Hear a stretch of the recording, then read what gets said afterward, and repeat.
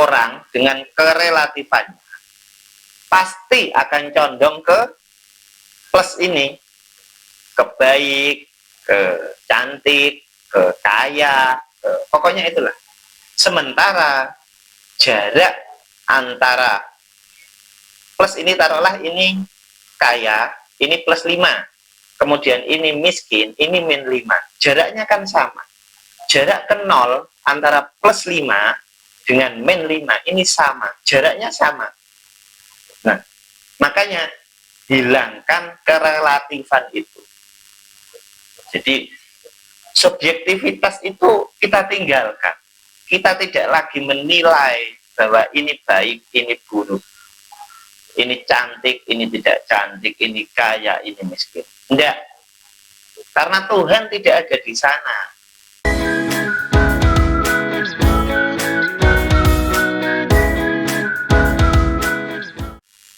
Assalamualaikum warahmatullahi wabarakatuh. Om Swastiastu, Namo Buddhaya, Salam, Salam Rahayu, Salam Kebajikan. Ketemu lagi dengan Combri Makrifat. Pagi ini kita akan membahas sesuatu yang menurut saya penting ya. Menurut saya penting sebagai syarat untuk terhubung dengan Tuhan. Jadi Tuhan itu kan mutlak. Tuhan itu mutlak. Mau kita sembah atau tidak kita sembah, ia tetap Tuhan. Mau ia diagungkan atau ia direndahkan, ia tetaplah Tuhan. Nah, untuk mencapai atau terhubung dengan Tuhan yang mutlak itu, maka kita juga harus menggandeng unsur mutlak. Kita ibaratkan seperti ini. Ini 0 ya, ini 0. Ini baik, ini buruk. Ya, ini kaya, ini miskin. Seperti itu ya. Orang dengan kerelatifannya pasti akan condong ke plus ini, ke baik, ke cantik, ke kaya, pokoknya itulah. Sementara jarak antara plus ini, taruhlah ini kaya, ini plus 5, kemudian ini miskin, ini min 5, jaraknya kan sama. Jarak ke 0 antara plus 5 dengan min 5 ini sama, jaraknya sama. Nah, makanya hilangkan kerelatifan itu. Jadi subjektivitas itu kita tinggalkan. Kita tidak lagi menilai bahwa ini baik, ini buruk, ini cantik, ini tidak cantik, ini kaya, ini miskin. Tidak. Karena Tuhan tidak ada di sana. Karena relatif itu lawannya ya, lawannya itu kan mutlak. Nah, dan relatif itu bawaan kemanusiaan. Nah, makanya untuk menggandeng Tuhan, itu kan kita harus menggandeng faktor ini. Faktor mutlak ini.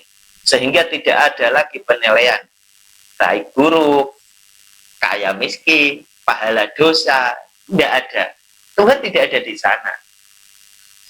Makanya saat ini yang perlu kita pahami dan perlu kita hindari sebenarnya adalah guru-guru atau orang-orang yang mengajarkan, misalnya kamu baca ini sekian kali nanti kamu bisa kaya, kamu baca ini sekian kali nanti kamu bisa sakti, kamu baca ini sekian kali nanti kamu bisa bikin rumah,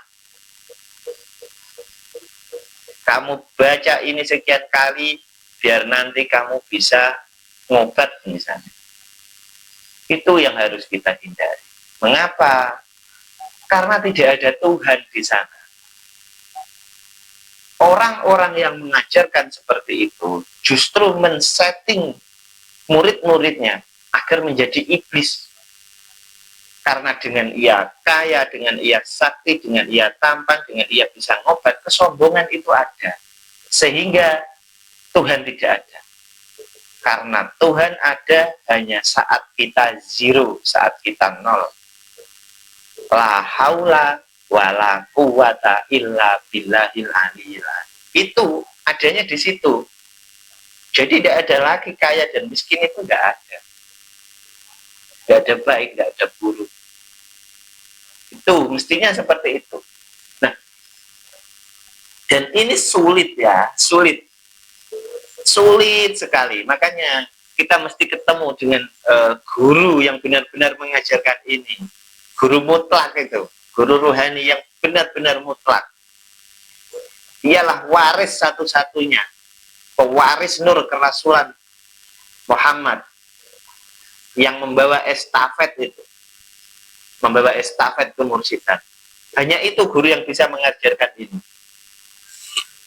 Jadi tidak terus mengajarkan kamu wirid ini ya, nanti biar kerjaanmu bisa enak, bisa lancar. Kamu wirid ini nanti keluargamu akan bahagia. Guru yang asli tidak akan mengajarkan seperti itu. Nah, itulah sulitnya menemukan guru itu, karena tidak banyak. Yang namanya pewaris, waris itu ya satu, yang mewarisi nur kerasulan Muhammad itu ya satu, gurunya satu, tidak banyak. Hanya saja dari yang satu ini mungkin merembes ya, ada rembesan-rembesan, ada cabang-cabang rating misalnya. Pokoknya yang paling utama adalah menemukan itu, agar proses kita beragama, proses kita menjadi manusia yang wa ma khalaqtul jinna wal insa illa liya'budun, agar kita benar-benar bisa beribadah, itu adalah ketika kita menemukan itu. Jadi beribadah itu tidak ada lagi subjektivitas, tidak ada baik, tidak ada buruk, karena Tuhan memang seperti itu. Tuhan itu mutlak, mau kita sembah, mau kita hina, ia tetap Tuhan. Tidak dengan penilaian Tuhan itu baik, oh enggak, itu berarti bukan Tuhan. Ketika yang baik itu dari Tuhan dan yang buruk dari Tuhan, penilaian yang seperti itu tidak benar. Karena mau itu baik, mau buruk, itu sama-sama dari Tuhan. Iblis, ya, iblis itu kan malaikat juga itu. Makanya guru kami itu pernah berkata bahwa pada saatnya nanti kamu akan berterima kasih kepada iblis, karena ialah yang justru menaikkan itu menjadi guru lah ya, guru. Jadi di balik iblis itu kan ada Tuhan juga. Di balik yang buruk ada Tuhan, di balik yang baik ada Tuhan. Jadi tidak ada baik dan buruk, ini tidak ada. Ini memang agak sulit dicerna sebenarnya, karena ini tentang praktek sebenarnya. Ini tentang praktek tarekat Naqsabandiyah Walidiyah Nusantara.